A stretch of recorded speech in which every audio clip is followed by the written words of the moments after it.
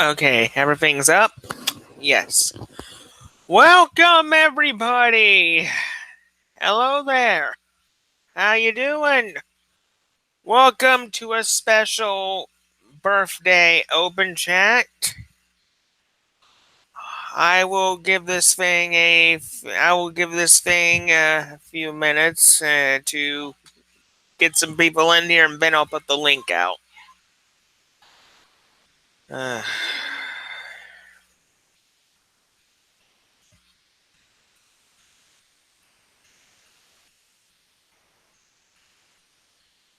oh, hey William.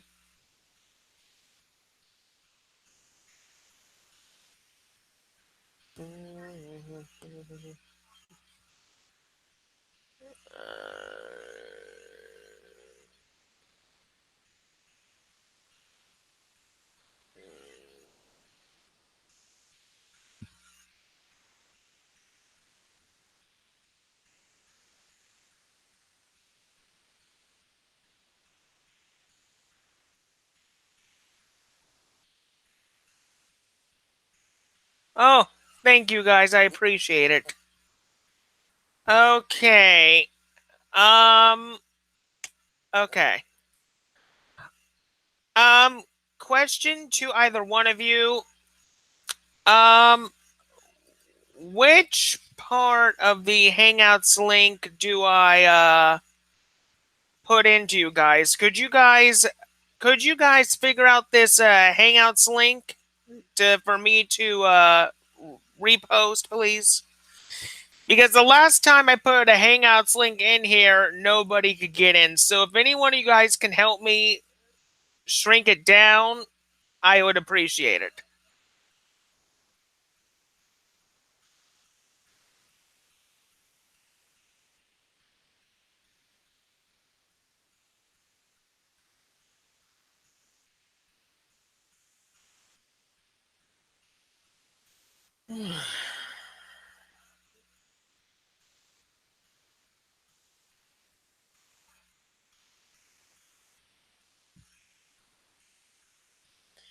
So yeah, if any one of you can, I just put the Hangouts link in there. Don't enter it yet.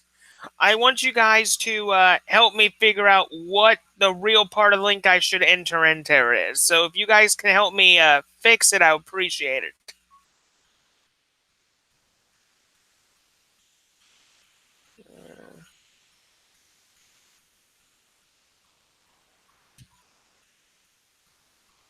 Wait a minute.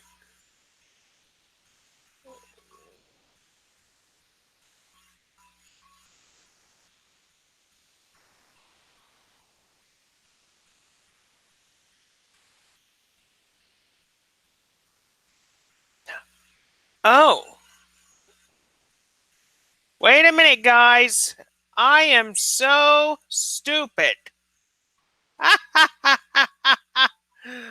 I did not even bother to look in here. This is my problem the whole time. Wow. Okay, guys, I found the I found it. Hey, William, listen to me.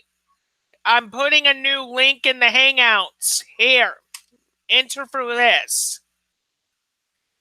Everybody, enter through the new link I just posted in there.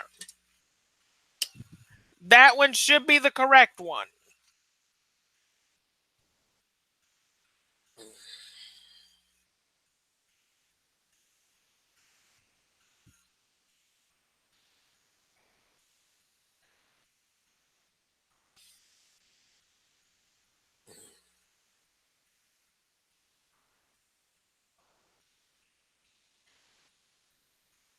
The little bunny.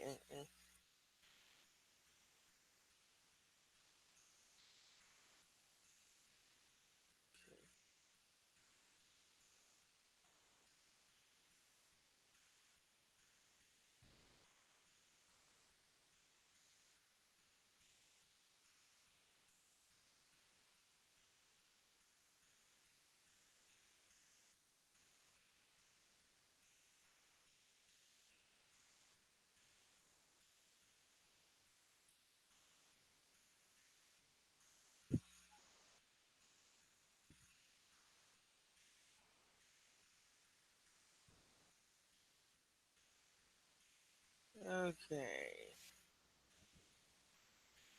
Happy birthday, Ricky. Oh, hey, Steve. Thank you. You got it right, my friend. Okay, I just need to get William in here now. Okay.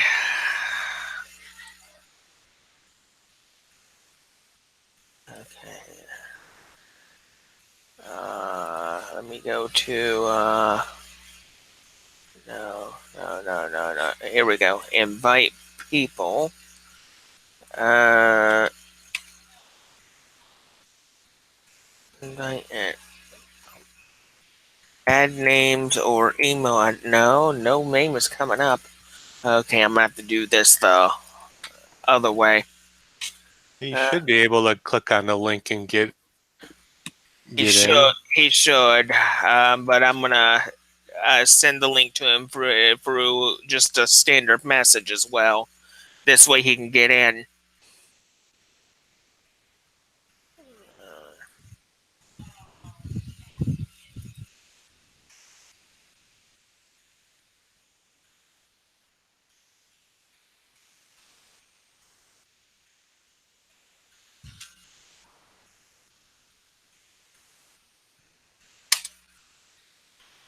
And let me get this link to a few other people as well.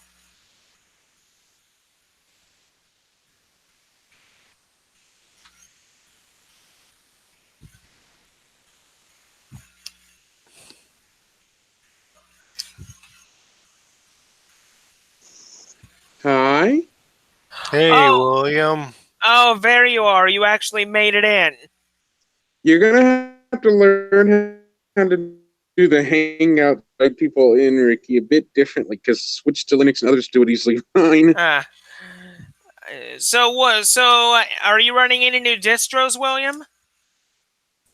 I'm using Debian. I've upgraded it to from Jesse to or Stretch to Buster, then to Sid, so I did it in correct order. Yeah. And I know breaking so far, but I think that Buster's still stuck in testing. Yeah. But so far on scale of 1 to 10, there's still few bugs, but there's a problem with Linux right now. There's a very issue that affects the system right now, ongoing. Yeah. It All of involves Linux? a pretty much the kernel at most. I found out recently. I haven't even. I've never had any trouble with the kernel.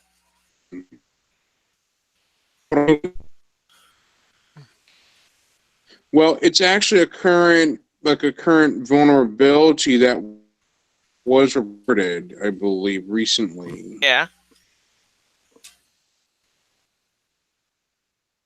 Hold on, I'm looking at my phone, and there's a vulnerability involving something. I read about it, but I forget what it was. Hold on. It's a 2019 vulnerability. It's called Linux kernel flaw allows remote code execution. Remote code.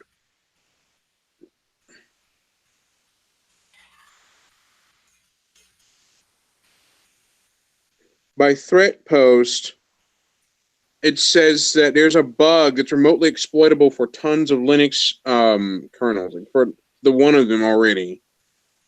Uh huh. Kernel versions prior to 5.0 are affected by the vulnerability, which is flagged as CVE 2019 11.815, which exists in the RDS TCP kill sock. So basically, in the network sock involving the RDS TCP thing.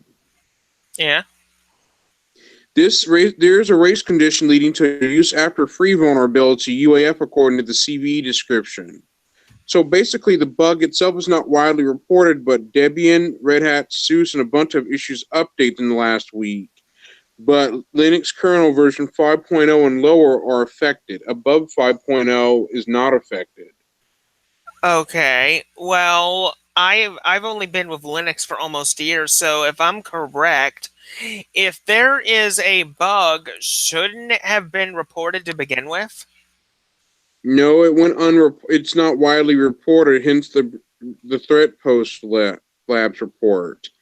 Attackers can exploit the bug by sending specially created TCP packets remotely to trigger a UAF situation related to the net namespace cleanup, the advisory details. The use after free vulnerability is a class of memory corruption flaws that can lead to system crashes and the ability for an attacker to execute arbitrary code through this method. I see. Yes, and the Linux kernel bugs are rare but not unheard of last fall. 2 vulnerabilities were found in the Linux kernel within a week of each other. One was a high severity cache invalidation bug, which allowed an attacker to gain root privileges on the targeted system, and the other was a local privilege escalation issue. Okay, is there any more information about it? Bleeping Computers reporting on it, Stealthhouse Naked Security's reporting on it. A security blog I'm reading about through Naked Security Softboss. That's an antivirus company website. Bleeping Computer explains about mitigation measures for the Reliable Datagram Sockets RDS module. Okay. And there's currently I'm trying to find to see if there's any fixes for it. But the exploitability score is at a 2.2, while the impact score is limited to a 5 out of 6. I see. Hey, Ben. So, whoops. This can affect everyone that runs it. It can cause that corruption, that like the common weakness enumeration thing, which can lead to attackers launching codes that can crash, or like to launch the code or use unexpected advantage this. But however, I did see that, and there's also an Intel processor issue right now that enables attackers to read what websites or sensitive information you visit through the processor through a zombie load attack. I never knew that. Yes, it's called zombie load. Long story short, this attack allows information from the processor like to be somehow dumped or something to where it reads what website you visit. It can escape virtual machines as well. I've already read about that, and I was like, that doesn't sound very pleasant. No, it does not. Unfortunately, it affects processors above 2011. So, in other words, it affects only modern processors and not the old ones? Ones at 2011 and above are affected, but ones down below 2011 are unaffected. AMD is not affected by this. Oh. So it's the same attack as the Meltdown Inspector and Foreshadow. The same attacks as like those. Oh, so it's pretty much identical. Yes, ZDNet has an article on the zombie load nightmare that is the same repeat as Inspector and Meltdown. Okay, interesting. So here we go again. Another repeat of Meltdown Inspector again. Almost. So there you go. There isn't much I can... Whoop. Sorry to interrupt you, William, but is there any known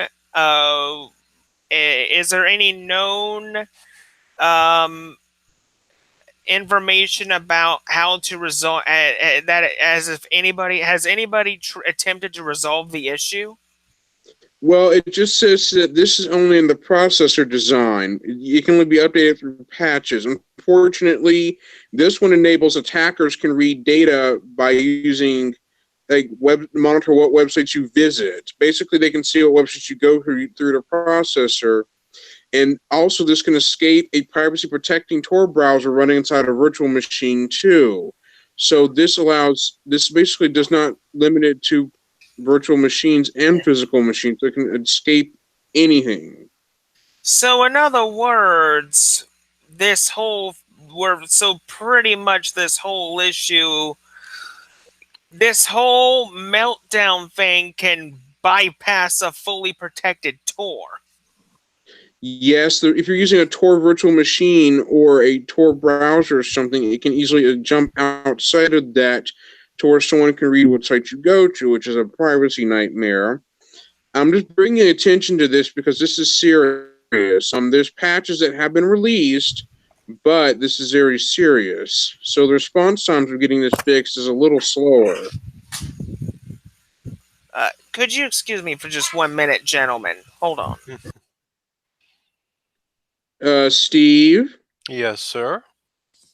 are you running Linux kernel version 5 or 4? I just loaded Peppermint 10. It's running 418. Well, 5.0 and later will be unaffected by this, but 4.0 and below are vulnerable. Okay. The Linux kernel 5 is invulnerable, while 4.0 and 4.19 are vulnerable to the attack of where what I mentioned earlier has an effect on the kernel, while the Intel processor is not immune to the zombie load attack, to where a side channel attack enables people to read what sites you are actually visiting. There is a proof of concept video online showing someone using Tor in a virtual machine with a Tor Tails operating system, and it automatically jumped outside of that. Android is also impacted by this too. Wait, Android is affected by this too? Pretty much, Android automatically uses Android that's running on Intel hardware is affected. Chromebooks are affected. Laptops, desktops, anything that uses an Intel processor are affected. But With you Android in it too. did say though that most AMD machines are safe from this. Yes, the workaround is to turn off hyperthreading. But there's a performance drop due to this. Chromebooks are affected. Firefox is affected. Multiple things are impacted by this, no matter what it is. Is there? So how can a computer be affected by this? I mean, what is like the requirement for this whole thing to happen? Well, what is required is a side channel where malicious hackers use like some kind of weaponized zombie load, which puts high amounts of data on the processor that can't properly be utilized. Long story short, the loads cause the processor to use elements of its microcode to prevent the whole PC from crashing. But this load can contain sensitive data from apps and programs like passwords or something that's very sensitive and can be leaked, can be accessed and leaked out. So it sounds like this huge vulnerability has a lot of tracking and a lot of data collection with it. Pretty much, and an antivirus won't stop you from this one. So wait, this vulnerability can bypass most popular antiviruses? Yep, it easily can skip around that, meaning an antivirus is not going to likely stop you from this. My. This is not good. Before you panic, that doesn't mean you've been targeted. There is not really any evidence that zombie load has been used to attack people yet, but it does mean that you want to make sure your devices are updated to stop this from taking really effect. Okay. Well, here's the thing. For AMD machines, haven't there been patches released to where, like through your Linux updaters and all that stuff, to where you could update the kernel to where you have the fix in place to where you're protected from the vulnerability? I'm not able to answer that question. And zombie load affects Windows 7, Windows 10, Windows XP as well. It affects almost everything. So it can affect Windows machines, but it's unsure of what Linux machines it infects. Well, Linux has a fix already. You have to upgrade to Linux kernel 5.1 or 5.0 to get to it. Okay, so you have to be on the kernel 5 series in order to get the fix to protect yourself. Yes, Red Hat Linux REHL5 is affected. Red Hat virtualization and Red Hat OpenStack are affected. Most distributions are scrambling to get fixes out there. They're just turbo scrambling to get it done. Okay. Well, at least the good news is that the Linux community was completely aware of this and they managed to fix it. Whereas if you're using a Windows machine, There's really no way to protect your Windows machine from this, because from the information you're telling me, William, this is worse than a virus. Well, it is the way I'm reading it online from different sites. And not only that, Huawei, another smartphone manufacturer, is banned from using Google products. Wait, so does that mean Huawei has no choice but to use other store-like services then? Nope. Google removes access to core apps and services, so Google kicks Huawei to the curb permanently. They're banned. You cannot touch Google stuff no more. So in other words, Huawei is banned from the US basically. Somewhat. It won't use Google Play, Chrome, Gmail, search, none of that. Huawei is locked out to using Google apps, so they can no longer do that. So if Huawei wants to continue being a phone company, that means they have to embrace free and open source software now. Yes, this is due to, I'm reading it off a site called Tech Radar. Android as an open source operating system, Huawei is allowed to use updates to a public release of the OS, which would include the upcoming Android Q, but to continue development of its smartphones. However, the loss of Google Play storage for users outside of China is like the key source of Android apps, and the lack of Google-made security updates could prove a significant drawback for the prospects of its future phones and tablets. So Huawei is impacted. Okay. So Huawei is blacklisted from buying key components from U.S. companies such as processors from Qualcomm and Intel, so they're not allowed to do that. They're also banned from Australia infrastructure in America, or actually America 5G infrastructure, including Australia and the UK. So they're banned from that. Huawei's getting bans and bans from all over the whole place. And I see. not only that, Google is cutting ties with Huawei permanently. Like they're cutting its ties out. But China's already blocked Google stuff from accessing in China. So you can't access a Google service in China without a VPN, and Huawei would sign a no spy contract with government, according to Tech Radar. Well, did Google come out and say why the company and Huawei are parting ways? Did they give a statement? Well, let me read the article real quick. It has something to do with U.S. trade restrictions. That's what's the cause of this. That's trade restrictions. That's been U.S. trade restrictions are causing some consequences for some companies that are in China, like for the U.S. trade tariff, stopping this from affecting everything. So Huawei is affected. Okay, that makes sense. Yes, ZTE is also a is Chinese as well from China, and it's also had been hit by the U.S. government before, but now that Huawei is facing the crunch of this one, so they're getting in on the punishment by being banned per se, so they can't really touch Google stuff. Okay. Oh, Steve, how's Peppermint 10? Installed it tonight. I opted to pay for a little extra internet here while I'm here, and I'm on it right now. Nice.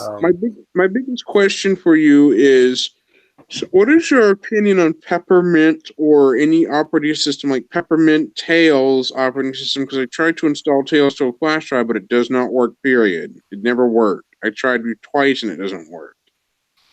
Well, what type of flash drive were you using? A SanDisk one that's oftenly found in stores like Walmart, Target, or Amazon, like SanDisk legitimate ones. Then though that flash drive should have been able to work. You should not have had any restrictions on that flash drive, period. I mean, I've gotten a few flash drives on eBay so far, and so far every single one of them I've tested has successfully loaded a Linux distro with no issues. If the drives from eBay can put a distro on them, then the ones from Walmart can do it too. Well, I've never bidded anything off eBay because I don't really do eBay. I brought it out from the store or Amazon and have it shipped. But I use DVD-RW discs to burn distros to now. But my biggest thing is I wonder if DVD-RWs or any rewritable media that are physical, like the optical kind, is going to go extinct in the future, or what is changing with this? Well, I'm not really sure. I wouldn't know that question. I mean, if you need an answer to that question, you're going to have to ask somebody else. I'm sorry. I mean, there's some of the SanDisk thumb drives that you can't really use because they're designed to be able to encrypt the files that are on them. And it also depends on the size. Now, what was I doing? I was trying to install. Oh, I was trying to install Linux Lite. I have two flash drives. And I was using a 16 gig hard USB, and I couldn't get it installed. But then when I put it the ISO on an 8 gig, it worked. So well, I have 3 flash drives. Let's see, I have one 128 gig, 164, and 116 gig. I have 3 different ones now. Well, also another thing about that makes Linux very superior to Windows is that Linux can do something with a flash drive that Windows will pretty much never be able to do. You can literally take a full Linux distro, and I've heard a lot of Linux enthusiasts say you can do this. You can take the distro itself, and you can literally install it onto the USB flash drives itself. Not the live CD version, but the full version. yeah, And that will allow you to take your distro with you. Say you need to access something from the bank. Say you need to access from a library. A portable Linux distro like Peppermint, for example, I could put Peppermint 10 on a drive. If I need to access something for banking, financial, or if I need to get or if I need to access some very important references, I could just go to my library, put that into one of the computers, and that's it. Well, I'm trying to figure out, like, I just don't understand, but I think most computers in the library are restricted from booting off anything other than what the library sets it to. Well, I'm pretty sure some libraries have to do that because most libraries are protective of their operating systems, which I can understand that. But I bet if you asked your librarian for permission, maybe the librarian wouldn't mind. It just depends on what library it is, because I think there are some libraries out there that would allow you to use your own operating system on one of their computers. But the only thing I've seen in a library in my state, they use Windows XP in one local library in one county I visited in the state. I won't really say the name of the county or city, but the city I went to the library, and they were using Windows XP in 2017 for their computers when I went. And I was like, why is this library still using Windows XP in 2017 as much as it's been outdated? And 2 cities in my state have been hit by ransomware. One was one county, and one was in Atlanta. Excuse me for just 1 minute. Okay. What is your opinion, Steve? No, I don't think. See, my wife works at a local library, and they actually just updated a couple months ago from actually Windows 7 to Windows 10. I don't think that. I think Ricky might be wrong.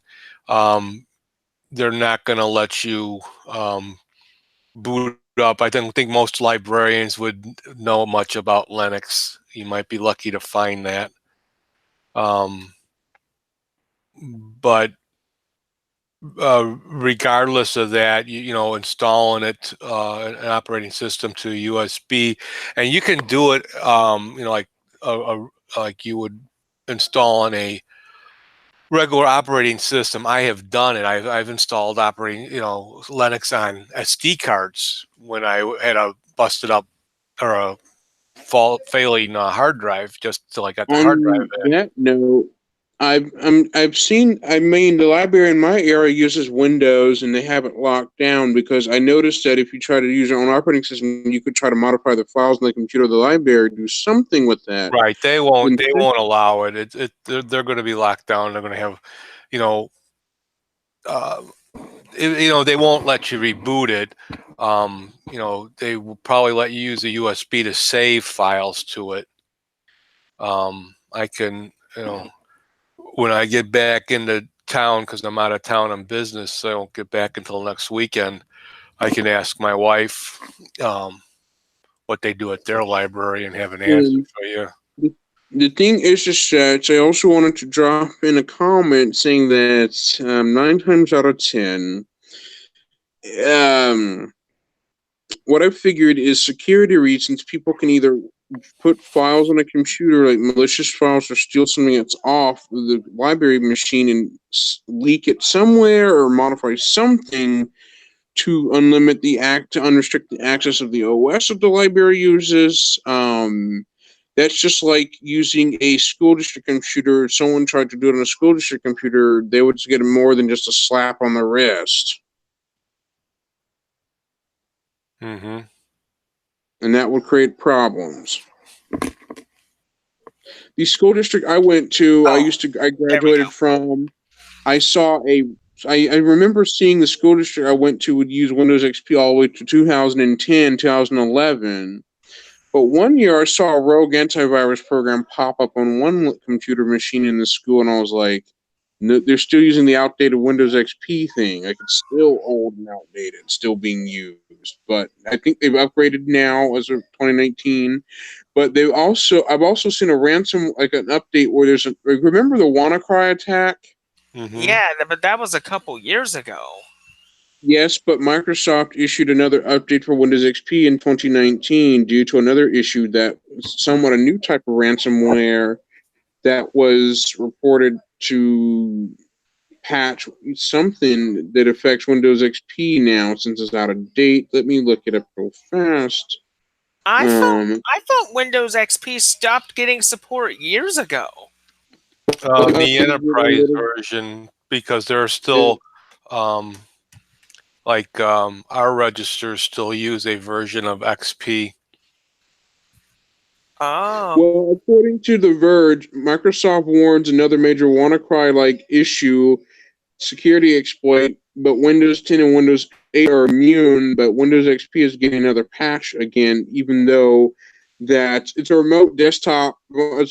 vulnerability in remote desktop services that exist in Windows XP, Windows 7, and Windows Server versions like Windows Server 2003, Windows Server 2008, R2, and Windows Server 2008.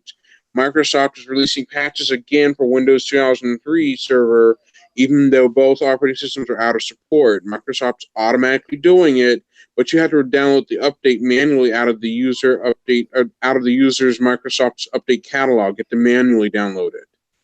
Okay. But the problem is attackers are going to start making malware now that our patches are out. So they're going to do that now since that's already on the jump. Italy opened antitrust probe into Google because of rejected Android Auto app.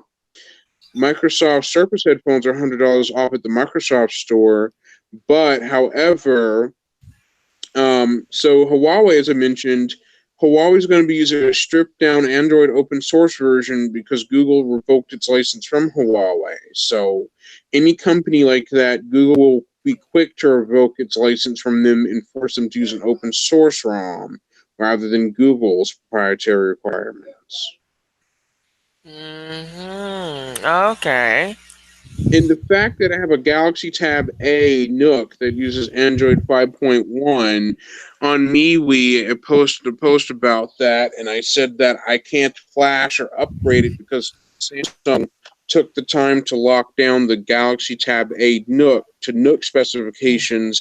It has Google Play and Samsung and Nook apps on it, but flashing or rooting it is banned because it's been securely locked. So it's non-modifiable. In this phone, I can unlock its bootloader, but Motorola doesn't want you to for warranty reasons. Huh. Because you risk damaging it. William, I don't mean to go off topic, but Is that an Xbox 360 behind you? Why do you ask? Uh, I was just wondering, and that I recognize that model from that's the very first model of it, isn't it? I was given this by a family member that never played it much, and I often use it. But those are the Power PC Xboxes that are known to have the red rings back in '05. I remember them red ringing like crazy back then. But Has I that got one, and a has family member, huh? has that one red ringed yet?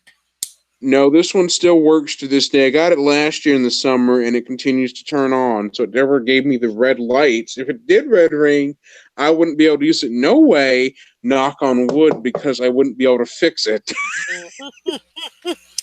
It would Well, be a hunk of I, junk. I I think one of the reasons why the original ones were red ringing in the first place is because I think, in my opinion, right after Bill Gates left and Satya took over Microsoft, I mean, it seemed to me like the new version of the Xboxes weren't really being built very well. But this one is a 2005 model, Ricky, with the gray lump on its side. That's the 2005 model. Yeah. That one has a gray lump. The hard drive it protrudes out the side, while later models have it into the casing where you can slide it out. But that's the one with the lump that sticks out, obviously. Well, the new Xbox, the new one that's currently out right now, the Xbox One, that thing is built like a tank. Okay. I mean, but you can't really change anything on it because it's sealed. That's true, but they have a little support program for the Xbox One to where they are porting over a whole bunch of Xbox 360 and original Xbox games to it. All right, Rick, I'm going to have to go. My wife's giving me a call. I haven't talked to her today yet. All right, And then I'm thank going you to for have to tag. So happy. I wanted to wish you a happy birthday, and Mhm. then we'll see you soon. Okay, buddy? All right, thanks for stopping by. Oh, you're welcome. All Have a right. good night, Just, William. You too. Rick, you need to learn how to use Google Hangouts correctly. Oh, what do you mean?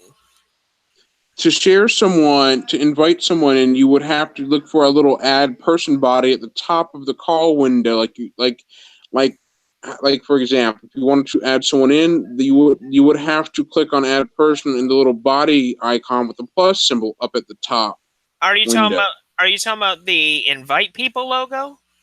Yes. Okay, I clicked on it and it gives me two. It pretty much gives me two options. The top option allows me to send the Hangout invite, the one that allowed you to get in, William. I can send this. I can pretty much put it into my current live stream a couple times, and that would allow people to get in. But then here's the second option that says send via invite as my name, of course, and I can add names or email addresses in here. Do the one that allows you to send people a one that by email address. I think you already have my email address because I've added you.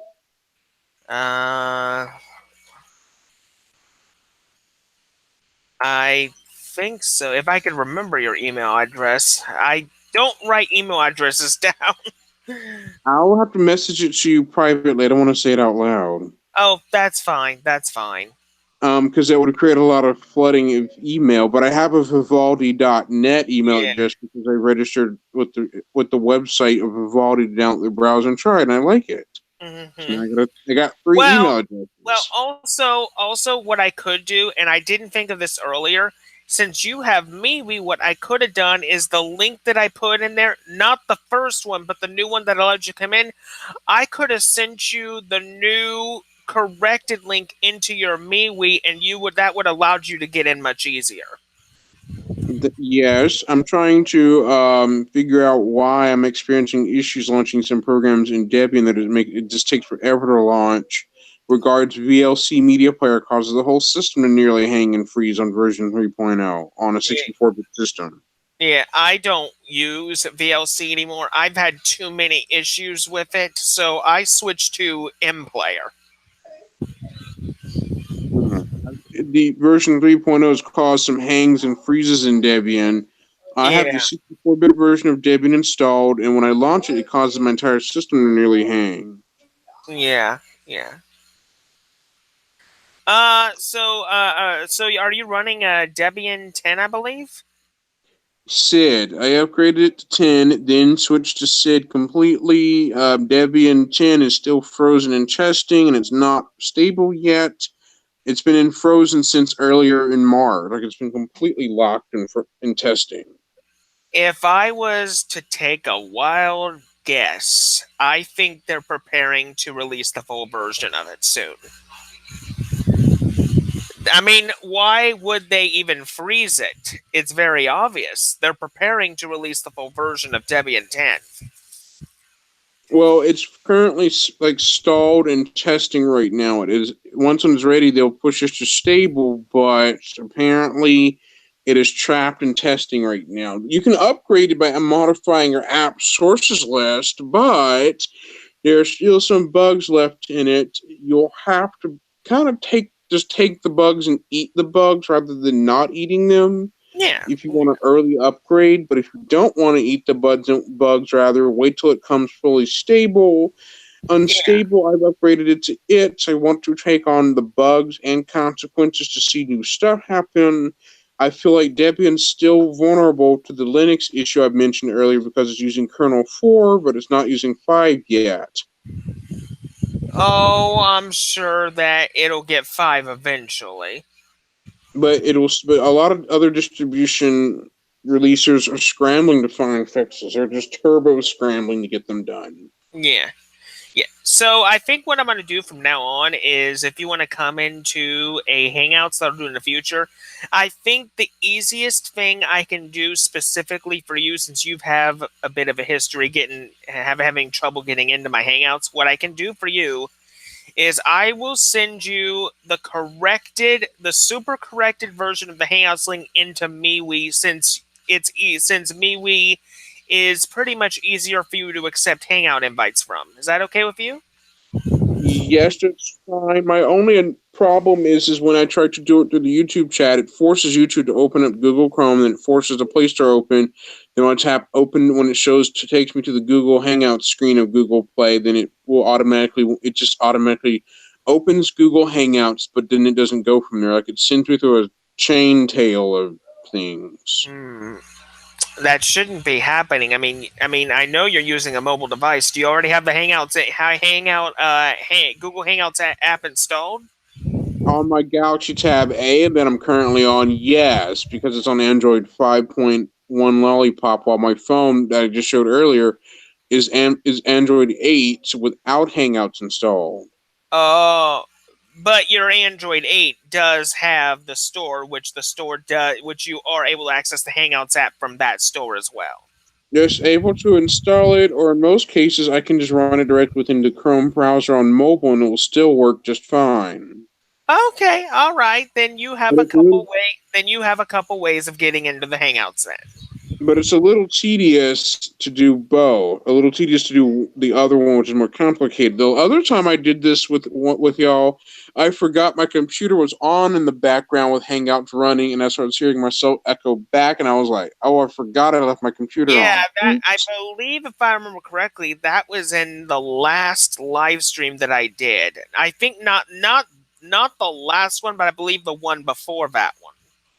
Yes, and I irresponsibly failed to realize I left my computer up, which is why I was doubling back on somebody, on all people. And I Yeah, was like, well, I know yeah, why I was repeated back. yeah. Because in that live stream, me and the guys were literally trying to figure out where that feedback was coming from, and it only took a split second for me to realize, oh my gosh, no way. It's been obvious the entire time.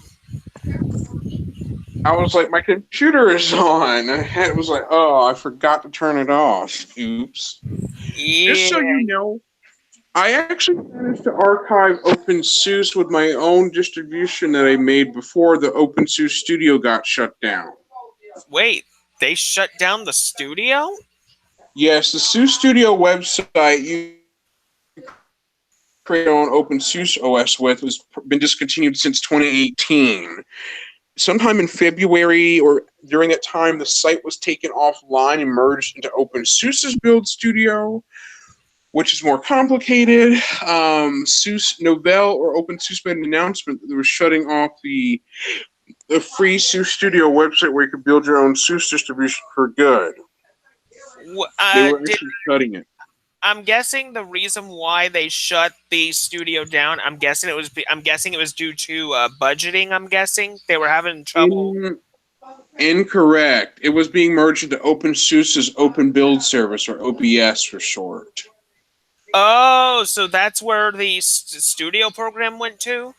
Yes, it got merged completely with it, taking the website down altogether, leaving with no one ability to build OpenSUSE like the custom operating system to their specifications. Let me show you what I made before it got closed.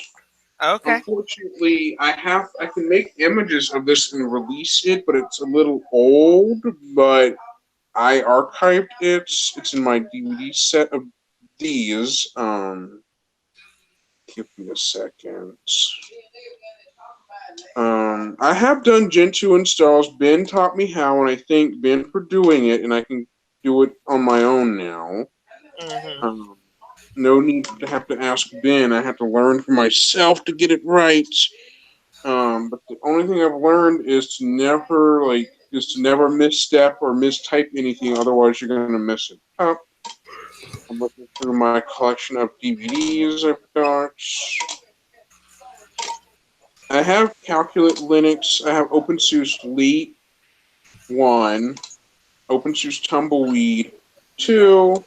I have OpenSUSE Live 3, which I made. I have two different ones. Let me start one up to show you what it looks like created that I made. I made this using the OpenSUSE website of SUSE Studio. I didn't necessarily do this by compiling a lot of stuff, which took too long. Ben has done Linux, huh? Now, when the studio was up, was it really easy and snappy? It was easily snappy and easy to use with one flaw. The flaw that I discovered is building any OpenSUSE OS images above 3 gigs would cause it to say error. The SUSE Studio build failed. The team has been notified.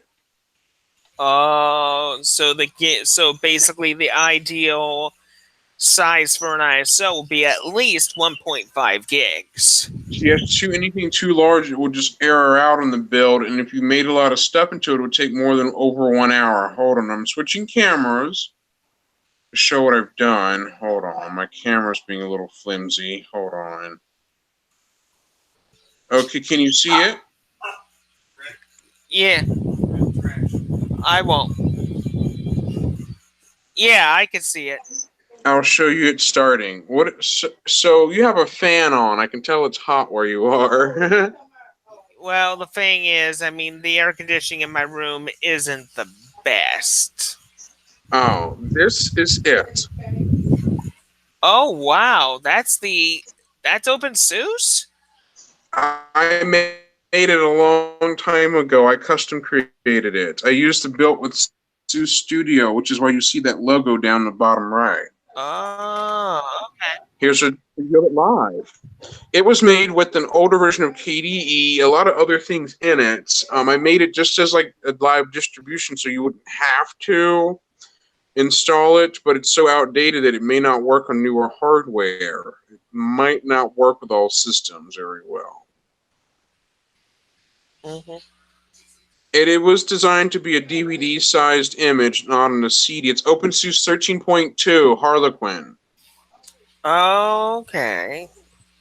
That's the older, outdated version of SUSE that it was spun off of. I made a respin of it just to make it to where you could run it without installing, for one, security, This is secure because you're running it live, no installation. So if you get an outdated message about Google Chrome outdated on here, Chromium rather, never ignore it because it's live off of a live media. You wouldn't install this unless you want to burn it to a flash drive or a hard drive, but there's no point because you really can't save anything inside the live environment unless you save it somewhere else. But the boot process is lengthy on a live DVD than versus a live USB.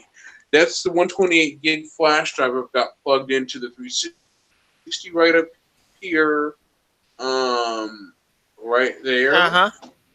And I have 16 gig down here somewhere. Let me show you. This is the 64 gig a friend of mine gave me. A PNY flash drive, rather. Oh, nice. And then I have a third one, which is a Cruiser. It's a SanDisk Cruiser 16 gig flash. Oh. It's somewhere in my room. It's in the back of my computer. Doy. Back here, right there, the blue light flashing.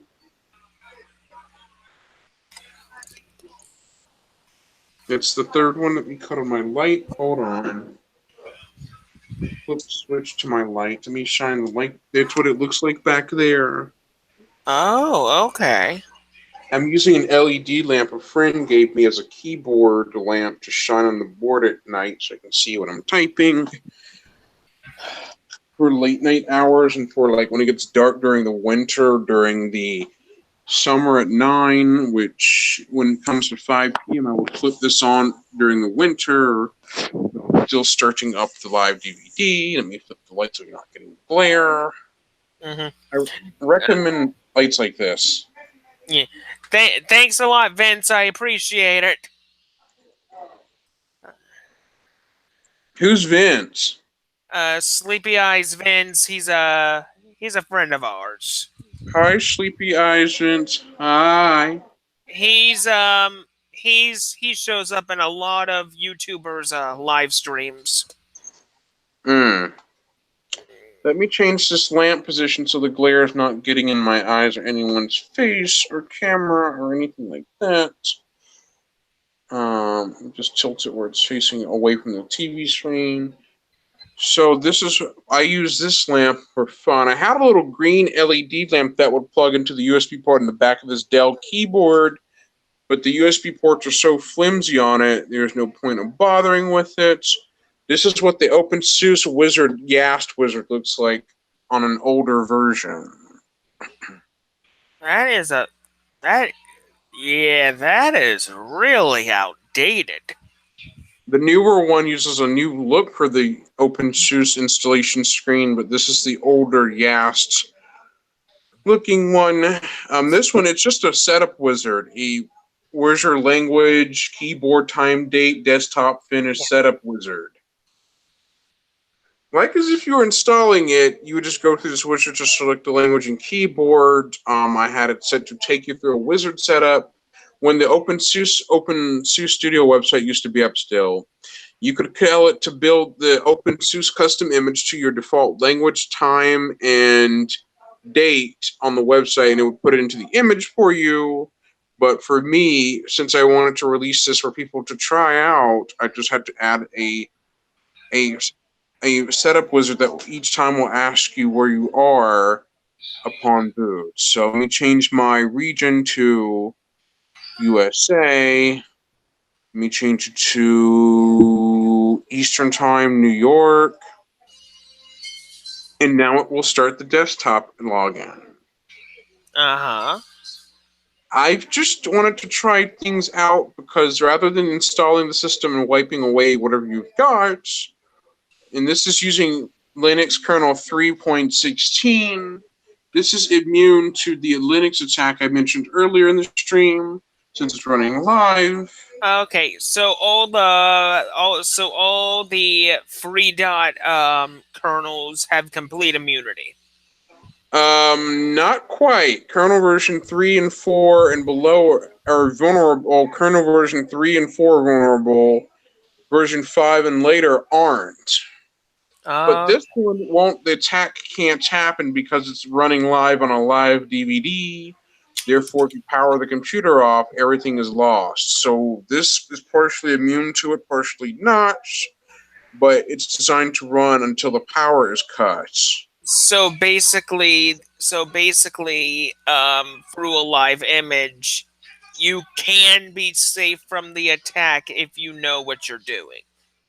Yes, but if someone but you can also pull the power plug out while running it live, and you will be unaffected. But however, on an installed system, that isn't so much the case here. Yeah. What is Vince saying in chat? Oh, he just wished me happy birthday. That's all. This is what I've made. I'm using an old version of KDE before it changed to Plasma. I know which version of KDE that is. That is definitely KDE 4. Yes, the Plasma version. I can't put a Plasma in this because the SUSE Studio site that let me build this was shut down permanently, so it's stuck at the outdated one. I've been tracking DistroWatch for a lot of new distribution releases on a frequent basis to see what pops up, but I've yet to see Debian post a release announcement on their sites, on DistroWatch's website. On Debian's site, it's at version 9.9. That's one version below 10. And the thing is another thing I wanted to show off is a speaker that I can use with computers or tablets that does not rely on Bluetooth, because most computers I've had never had Bluetooth built into them, and I use this speaker.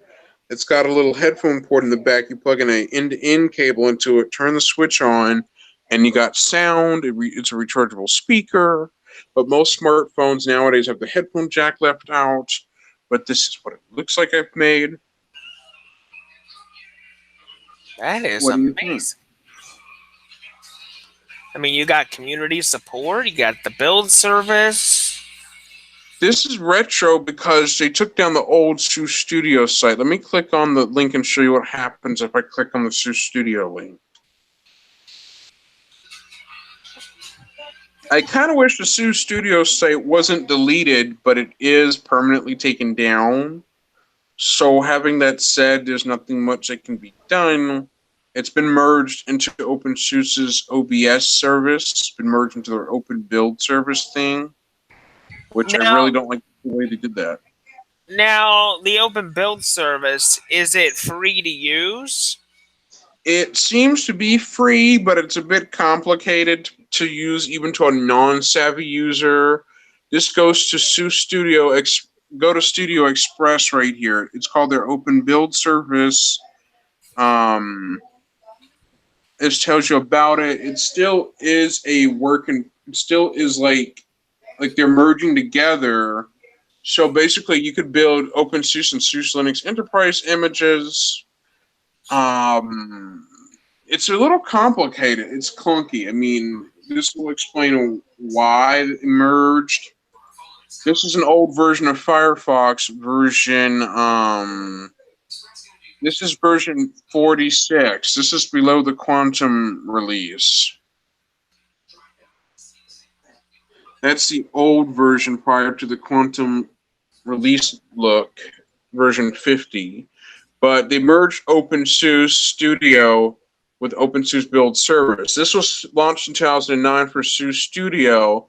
They made it to where you can make building images really easy. Nowadays, images are used everywhere for public cloud, and you would have to have images for container images, for a lot of different things.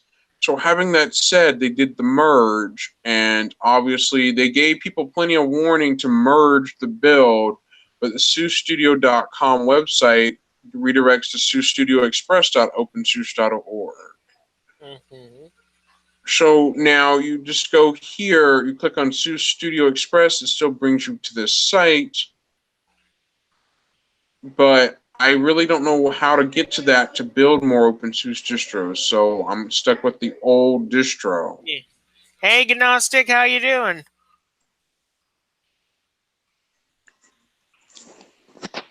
Can you hear us? Yeah, I can hear you. I just had my mic muted. How you doing, man? Oh, I'm doing good. Happy birthday. Oh, thank you. I appreciate it. We're just talking about OpenSUSE in here. And Yeah. on that note, Linux has currently got a vulnerability problem that's currently out there, but it's not widely exploited. Now that it's out there, it probably will be. Well, it's already issued, and plus, there's one involving RDS. There's an Intel processor exploit that's known as zombie load attack that's also exploitable, which it's exploitable not like physical but virtual. That's a basically I read up on some of that, and the guy or they were testing it out, and it affected everything because the guy was running what was it Tails. they were running Tails in a virtual box, and it still jumped onto the computer. So it still can jump outside of that area. It basically affects the processor. Basically, It's- there's a cache in the processor that it gets to. And This Yes, sir. vulnerability sounds like it's a bit of a malicious code that's just piggybacking into different places. there's a cache. Well, if it's anything like the last one, the Spectre and Meltdown ones, it basically there's a cache in the processor, Hmm. cache, whatever you want to call it, and it exploits that. Okay. But so far, That- That exploit's been out there since the 90s. They just recently got into dealing with it. Wait. Oh, wait a minute. You're saying that this exploit has been around for over 30 years? Intel knew about it 30 years ago. It just recently started getting used. Basically, hackers started getting, So wait, if Intel knew about it so many years ago, why didn't they have the technology then to they did. Stop it. They just didn't want it. They don't care. Dude, I mean, what do you think the NSA does? They exploit that stuff to get into your computer. Yeah, everybody knows I am a bit the of a NSA. I am a bit of a conspiracy dude, so but yeah, they've known about it. You need to read up on it. Anything with Intel Management Engine on it, it's exploitable that way. Mhm. but I'm using an older processor that is below 2011. Well, go with the old Pentium 3. They didn't even have Mac codes on them. Hmm. Do some I mean, computers but that's so ancient. do you think a Pentium 3 could run Linux okay? Antics or something small like that. Hmm. 32-bit, obviously. But Google Chrome requires 64-bit, or I believe. I'm actually not using Chrome. I go for like Google or on Google Chrome or Chromium or what do you call it? Waterfox or something like that myself. Oh, Anything, I mean, give them as little access to your system as you Mhm. can. On this computer right here, since it's a YouTube production machine, I just have Chromium in here just so I can have it. But I have three really popular extensions on this thing: uBlock Origin, HTTP Everywhere, and Privacy Checker. I used the first two. What's the third one about? Privacy Badger, it Oh, basically Privacy Badger. Okay, yeah, I've heard of it. I've Yeah. never used it. if I were to use NoScript, I wouldn't be able to access YouTube. Well, you can open stuff up with no script, but yeah. I know, And I it's got know. a per site setting on it, so Hmm. yeah, I've used no script before. It's actually pretty good. It's good. It's good. Let's see. Google pulls Hawaii's Android license, forcing it to use open source version. Huawei. Huawei. Let's see. The thing with Huawei, however you say it, everybody's griping about the little chips they're putting in to basically check all your whatever. They get all your traffic and everything and And I sit there and tell people, I was like, Huawei is just finally starting to do this, and freaking Intel's been doing it for a decade plus already. Let's see. So it really doesn't matter who you use. It's just it boils down to AMD has a update system on its too, but it's not as vulnerable as Intel chips. That's why a lot of people are moving away from Intel. Yeah. Well, my knowledge is very limited on that because I can't fully understand it. I've used AMD laptop once before, but I was on Intel all the way through. But I've had Intel until I got a new AMD laptop, a Toshiba laptop in 2014, a quad-core laptop. But it was not really a gaming machine, just a standard laptop that really wasn't meant for gaming too much, but I could run virtual machines and it's fine. Oh, what do we have here? I don't know.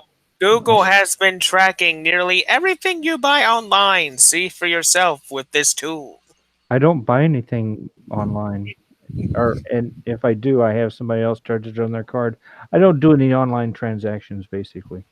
I've done online transactions on Steam and online, and Google reads in my email, but I really let it do that. I don't really complain. I just let it happen. When I get things online, I do not use Google services at all. I use a different email to do what I need to do.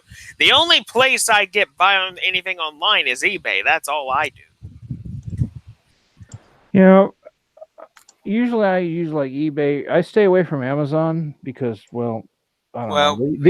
They use prison labor, dude. So, and it's just bad as far as I'm concerned. But and I call it forced labor. Well, no, they actually use prison labor, and so did Microsoft package in their discs and stuff back. They probably still do. Yeah. But yeah, ever since the buyout of Whole Foods, yep, they're just getting too big. Way too big. You don't. I don't bet you a lot of people don't know this, but Amazon set up private servers. Basically, they lease to the NSA. They set up private server bases for the NSA, so they lease to NSA, and you never know what the NSA is listening in on. I mean, for all we know, the NSA could be listening to us right now, and we wouldn't know. Well, just the fact that we said NSA is probably a cue word for them to start recording. And don't talk about terrorist activities. Just the word terrorist probably as a key word. So yeah. What's this news article here? AT&T defends location data sales in newly public letter. Yeah, it used to be regional pricing. Now they freaking got all your information, and they'll generate a price specific. But Ajit Pai was told lying about certain things is a federal crime. I read online recently.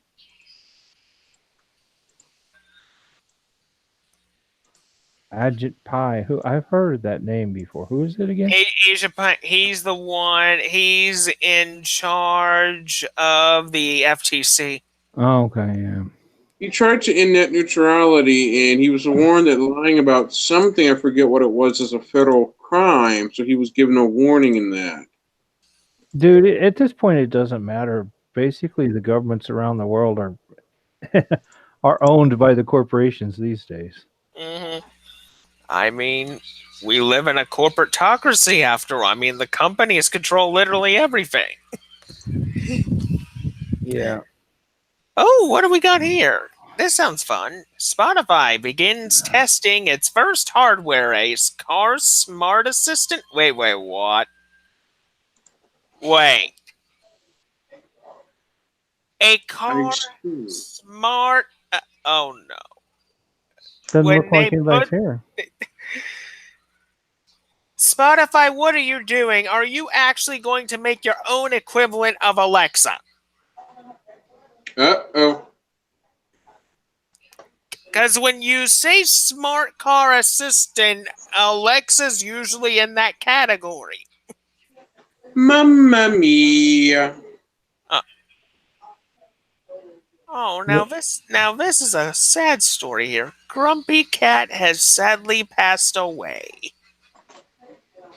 You know, there's only us two watching. That's what it says on my end. 2 people watching. Were you Eh, paying attention to the chat or the I text am. chat?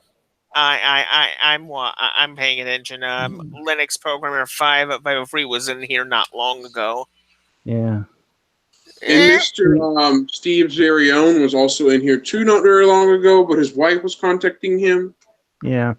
It's getting late. He's on the East Coast right now, so he's got another 5 days out there or so. So. yeah.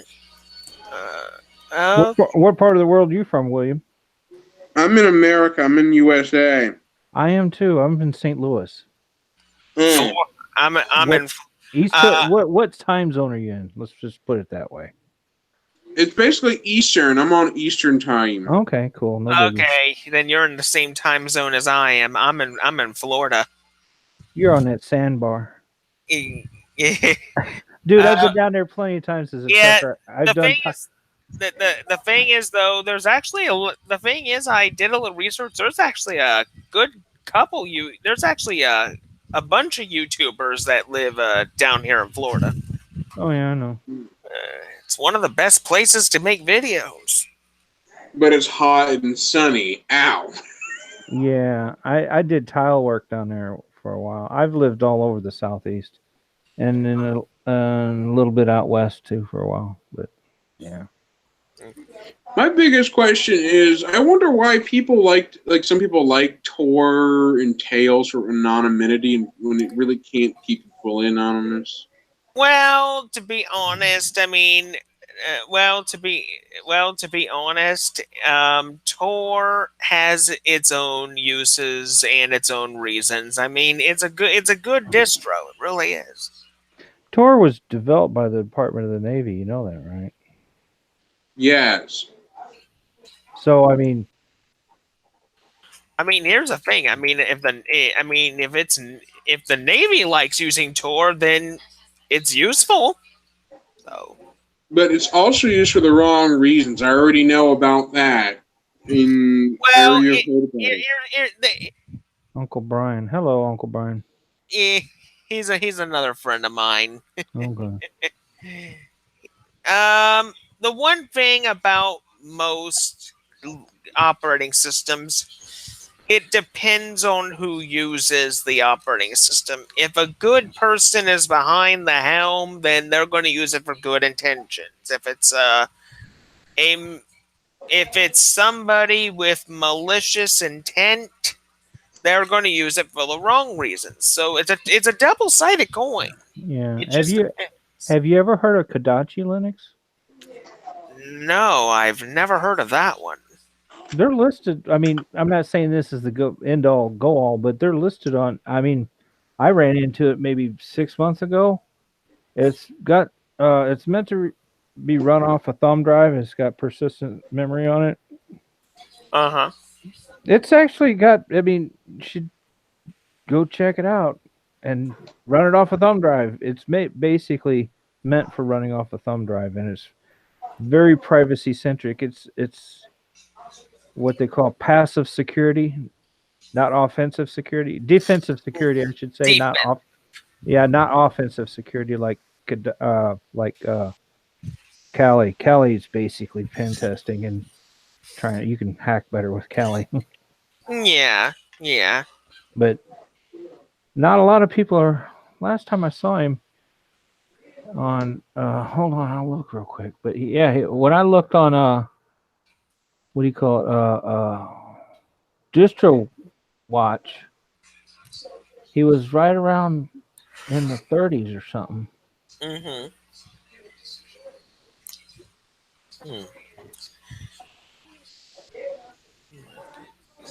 But yeah, it's basically set up for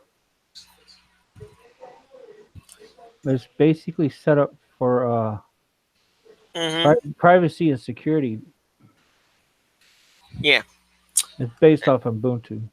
Yeah. Hold on just a minute. I gotta get a drink of water.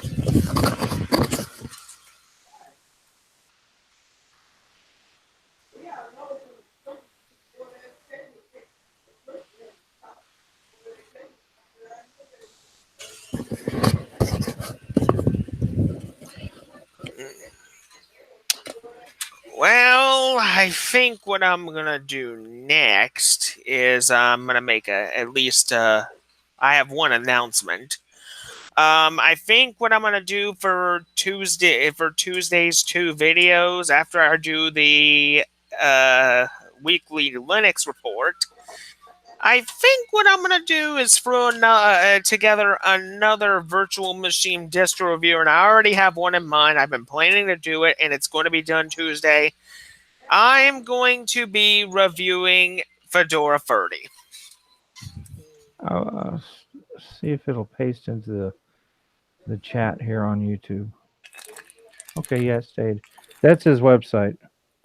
It's ranked at number 38 on DistroWatch, if that means anything to anybody. Here's Ben. Hey guys. Oh, Ben, I was wondering why I didn't hear from you earlier. I was doing homework. Oh, I'm sorry if I disturbed you. No, it's fine. I was doing it at the time you PM'd me on Discord, but I got it done so I can be here now for the... How come the screen's locked on Google? Locked on William. Eh, Oh, I had that locked there because he was showing off OpenSUSE. I'm going to unlock his screen now. Okay. Oh, he was demoing OpenSUSE. That reminds me. I am working on a new Arch distro with TJ Wolf. Look at this. Holy crap, Ben! TJ and I did all this work all day today. Yeah. That is so cool!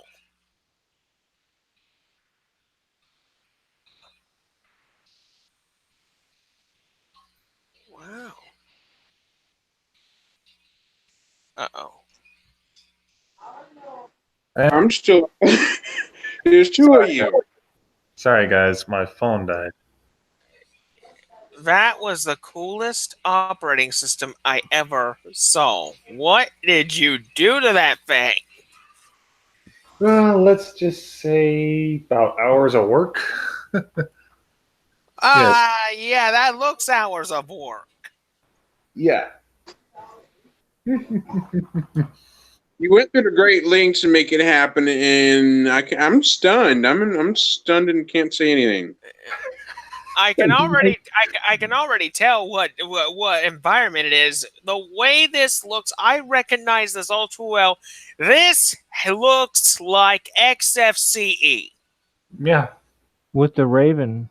Is that Raven on the side there? No, I No, know that's a conky. that's Conky. Conky? Okay. Yeah. I could never get yeah, Conkies TJ right. and I did probably 9 to 10 hours worth of work. Holy crap! Yes. Hey, Ben, how old are you, man? 27. Dude, how long you been in school? He's a few years younger than I am. Ever since I was a little kid. No, I meant in college or whatever you're taking courses for. Only a couple months. Oh, you what you do for the other? Yeah, 5-7 years. College. Actually, I started college in 2012, but then I took a 6 or 7 year break, and now I'm back. What's your course of study? I'm planning to go into the A+ course. So I'm planning to become a computer tech. That's why I'm so fast. You see, my dad got me into computers, and then I just had a vast hobby in operating systems. Yeah. Yeah. No, I was just curious because back when I was in my mid-20s, I basically was going through. I was like 24, 25, going through a divorce, and all my computer friends. This is back in the '80s when I was a kid. And Yeah. they basically all my friends 10 years younger than me were messing with this new thing called Linux.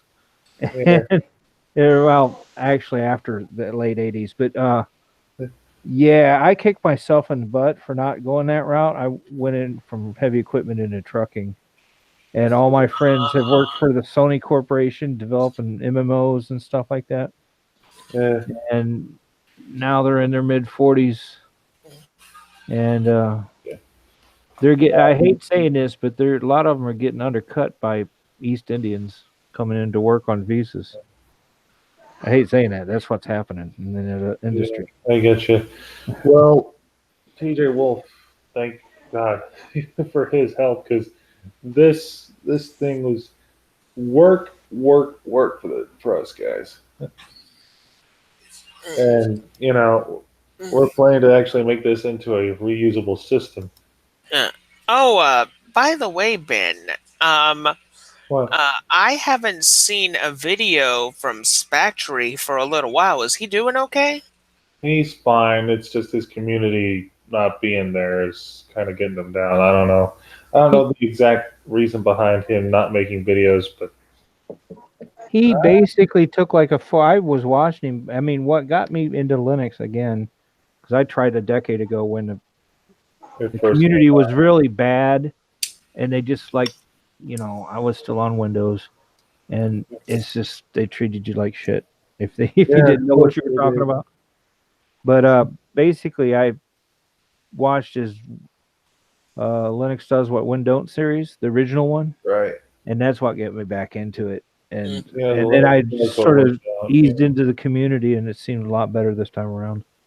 Yeah, that's good. Well, I'm hoping that he's doing good, and I'm hoping he puts out some more content at some point. He took a break for like 3 or 4 years there, and nothing happened. Even his distro hunt page was like 4 years old since it's been even updated. I mean, I basically said to Toss, I said, Toss, man, his page ain't been touched in like 4 years, dude. He needs to bring it a little up to date or something. All right. I mean, but if you take a hiatus like that, you probably lose your community. Like, you know. Yeah, people were there back in the day, like all the time.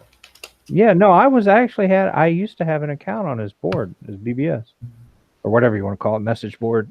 Yeah. Well, I used to be part of a community called the Osgood Tech Show. That community later collapsed and folded after a while. Well, back in the day when I first started watching him, it was starting to fall apart because there were a lot of troublemakers coming around. Yeah. His at least on his board. Right.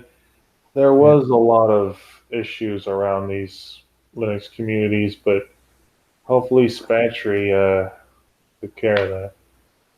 Mm-hmm. Is the Cup of Linux forum still running? Yeah, no, that's what we're talking about. Cup of Linux. Yeah, that's what we're talking about. Cup of Linux. Yes. I don't even remember my account. It was if I was to go back in, I'd start a new account basically. He probably purged a bunch of people anyway.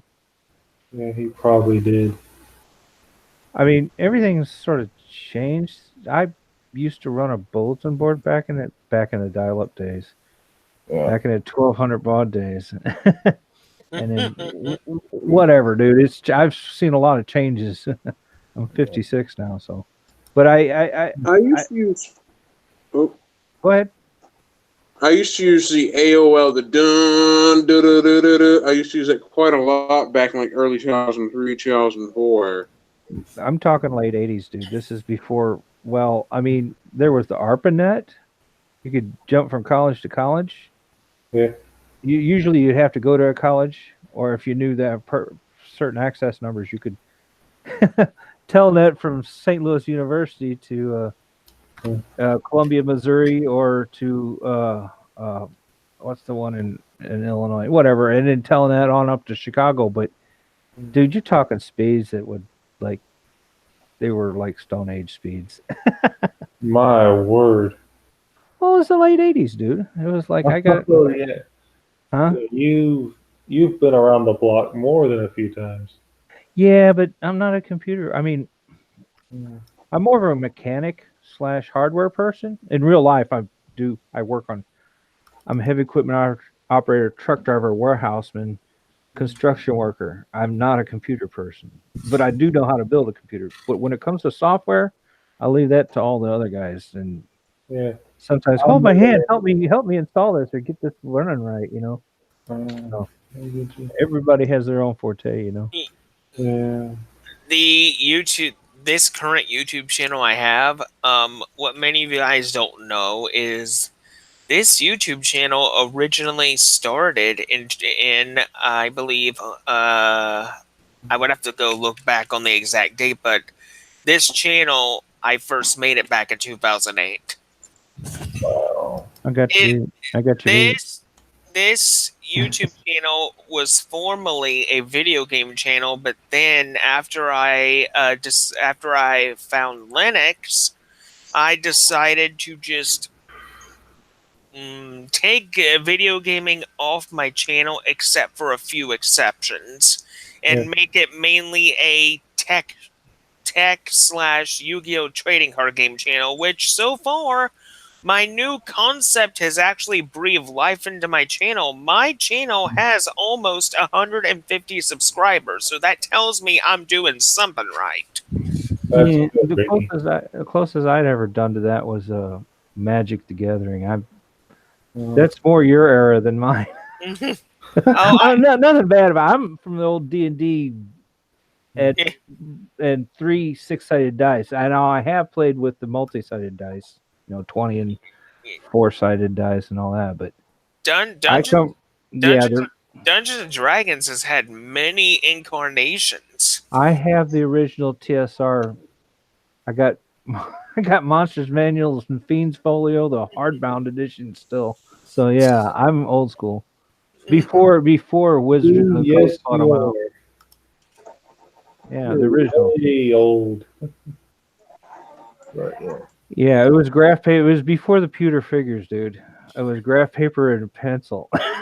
In 2023, Magic the Gathering will be 30 years old. Yeah, I had played a few hands of that. It was an interesting game, but it wasn't really my thing. Yeah. Well, the I, newest incarnation of the game is amazing. They've really reworked the game. Yeah, Ricky was getting me up to speed on Yu-Gi-Oh recently. Remember, Ricky? Well, the thing is, right now you're still going through Duel Links. Yeah, I'm still working Duel Links. Yeah, I just haven't had the time to with all this classwork that I've had to do. That's understandable. I mean, real life comes first before anything else. Did you know a guy named Mugen? Mugen. Mugen. Yeah, what about him? I've heard of him here and there. I mean, he's a YouTuber. I've seen him a couple live streams. That's me. You want to know? That's my other account. You want to know his real name? What? It's in the chat. Uh, The last link. That's his real name. That's my email address, actually. Oh, okay. Yeah, I was hiding under the Mugen mask because of the name, people would give me grief, especially Christians. yeah, let me go to Ricky's channel and see if I can find it. No, not It's in the chat. You're getting colder, Ben. I know. I'm turning my screen share off so I can find it and not put Mugen to shame. Oh, its name's not Mugen. No, I know. I just don't want to put your name to shame. I basically used. I ain't worried about what you share, but Eh, I basically used the name Mugen over Evil Step Twin because I go on certain forums and I literally get drummed out just because of the name. I'm not seeing it, dude. My channel? No, his email. That is the email name. It's evilsteptwin@gmail.com. Evil Step Twin at Gmail. Okay, I get you. That's the other account. This one's actually it's Lost Gnostic, but I go by Gnostic. Okay. You know, there's one thing I have to say about email services. I mean, there's a lot more email services than there were 20 years ago. Oh yeah, Ricky, you're right. Has anybody ever had a Juno email account? Hey, what? Juno? No. Actually, Juno was a Juno used to be an email and message board. Basically, Oh, I gotta people rip the dog would out. use Juno services to transfer messages from node to node on the BBS system. I've never used Jumo. In It fact, was- it's the it- first it time was- I've ever heard of it. It was before your time. Yeah, you weren't. Were you alive in 88, 89? I was born 31 years ago. May 19th, 1988 was the day I was born. 88, you said? 88. Oh, well, you came around right at the time I first got into computing, and I was already 25. 1992, so- I sort of feel out of place amongst you younger guys. I'm 56, dude. So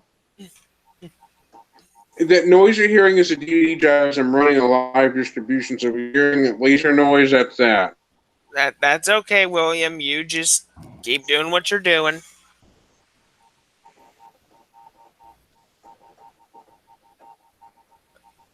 Where do we go here?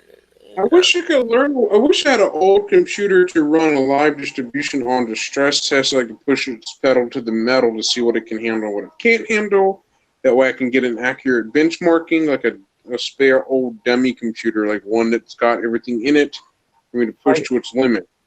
like, how old are you talking, dude?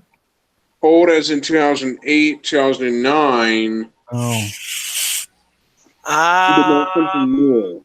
so you're talking a Core 2 Duo or something? Yes, like something like that old. You want to know what computer I think you should try to test out, William? What? See if you can test out a Windows 98 machine. I've already tried Windows 80 in a virtual machine, but an older computer. I've actually done a YouTube video on it. Go see my channel.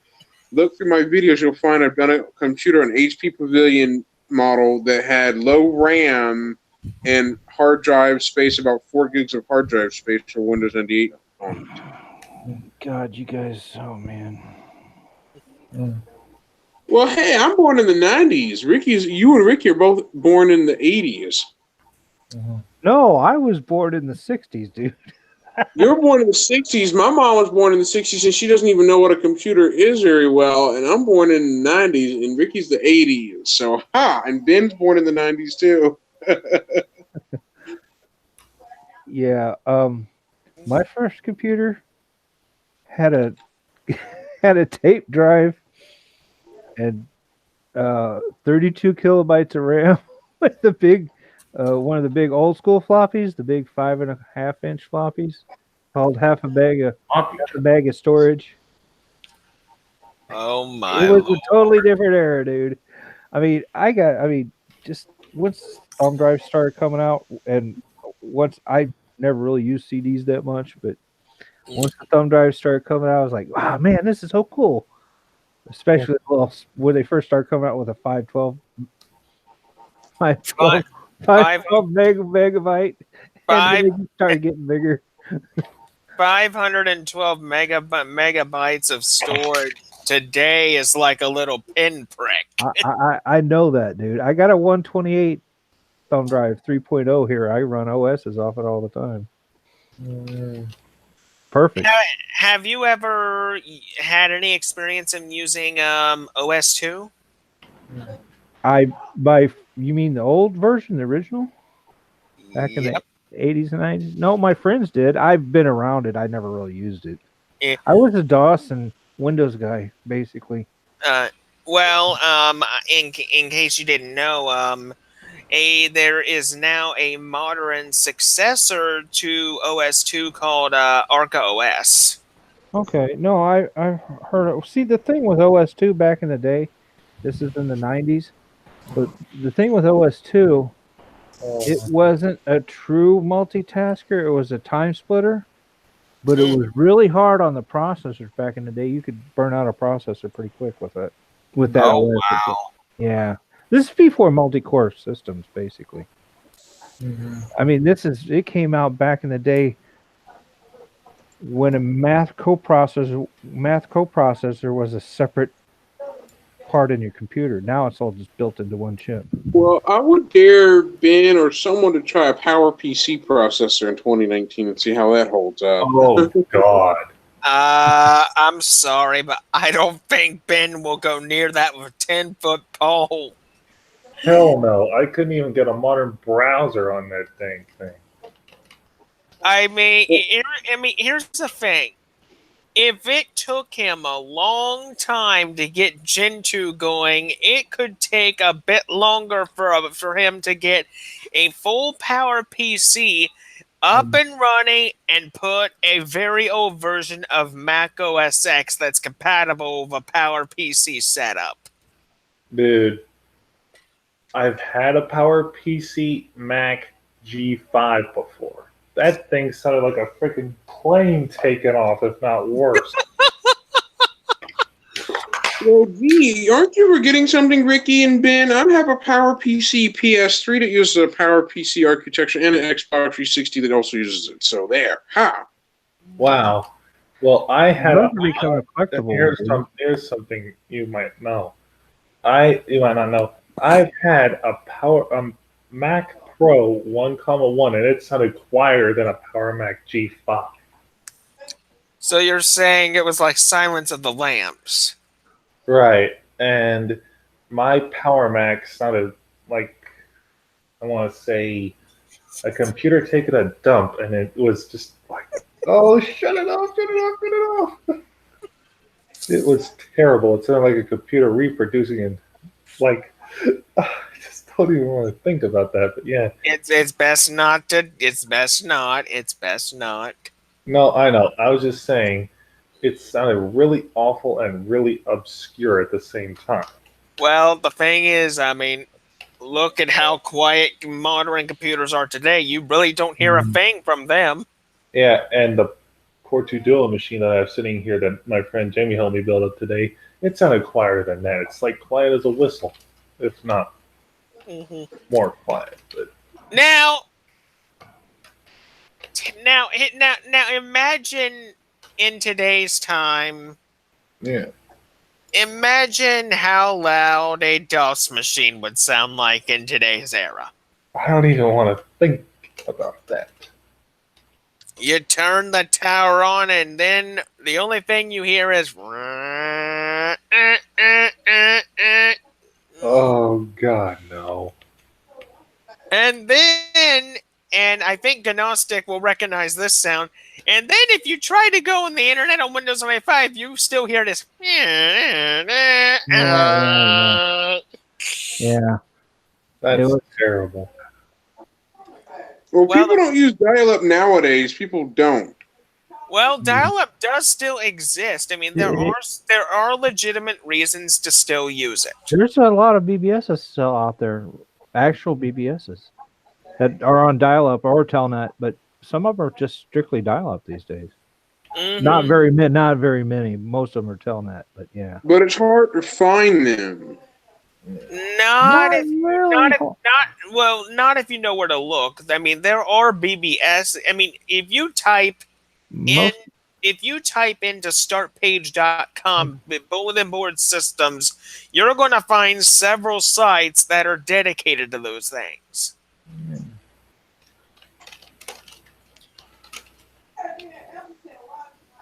All right, it's getting close to about 11:50 people. I'm going to give it about 12 minutes, and then we'll be wrapping things up.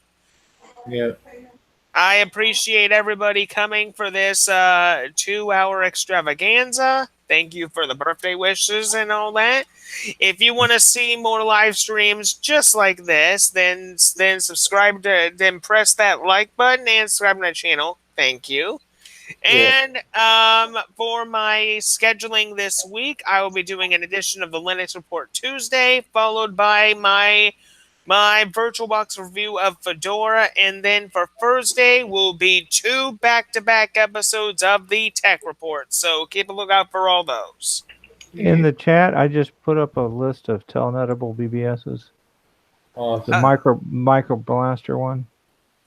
Oh, okay. And this is the specs on my first computer right here.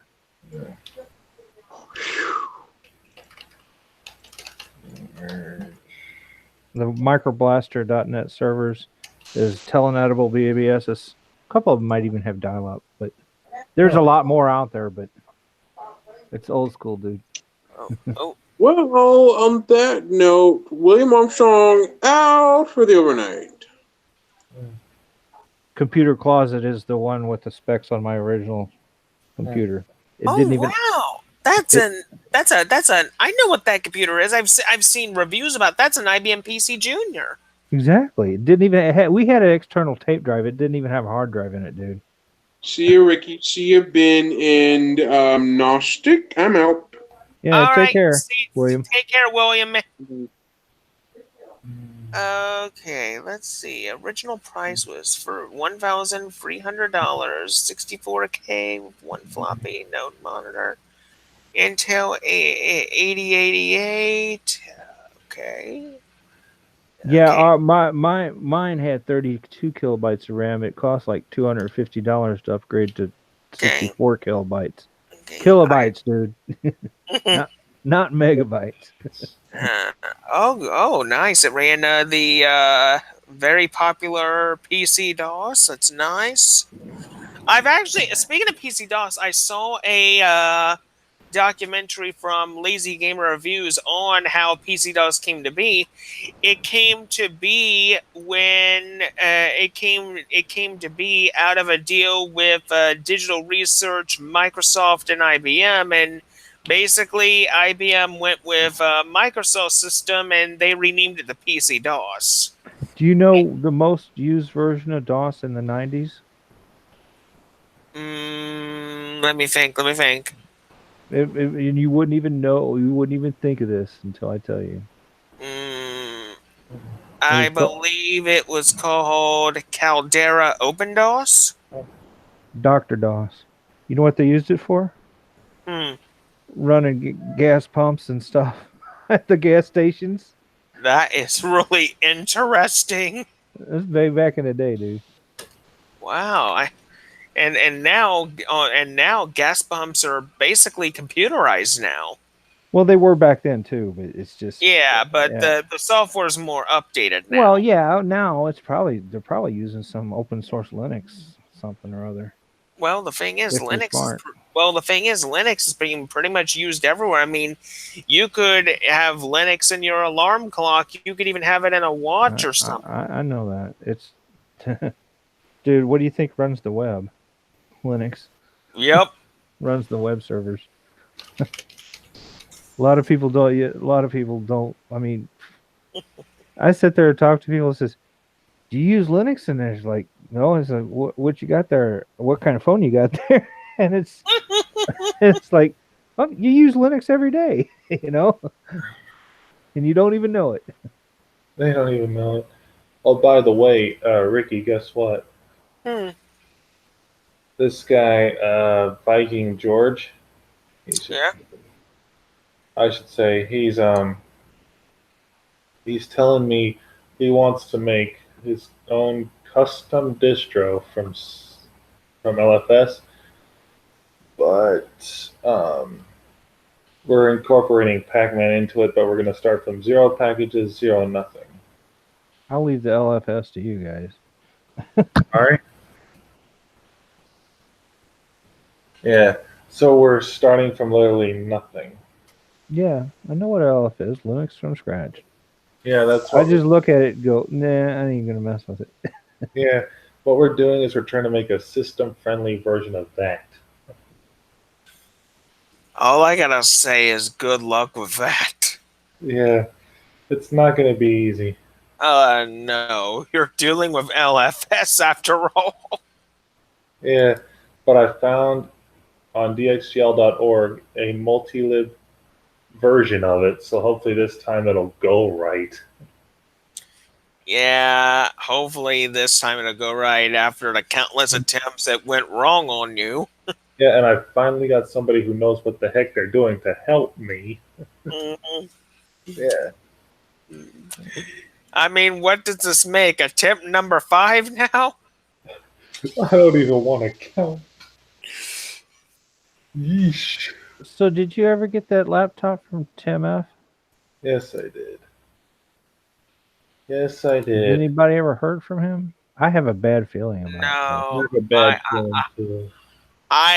The last known thing I've heard, I think, was Like 3 months ago, dude. yeah, I think from what I heard, he was like moving or something like that. What do you say? Looming? Moving. Oh, moving. Yeah, no, yeah, but that was like 2-3 months ago. Eh, It doesn't take that long for someone. eh, I'm hoping his health didn't go downhill again. Yeah, that would be just damn terrible. Well, you never know. Yeah, I lost a bunch of people over the past decade. I'm spent a Yeah. lot. I basically got back into doing this online to get myself out of a slump. I lost my baby brother. I'm the oldest of 3 boys. Well, 3 Oh, boys and a sister. yeah.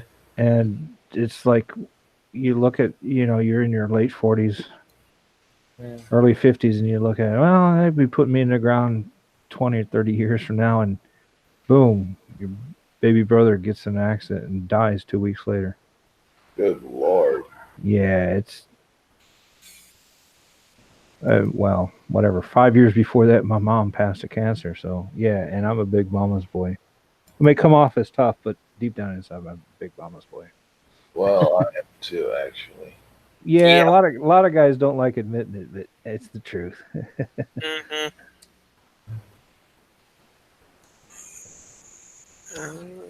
Yeah.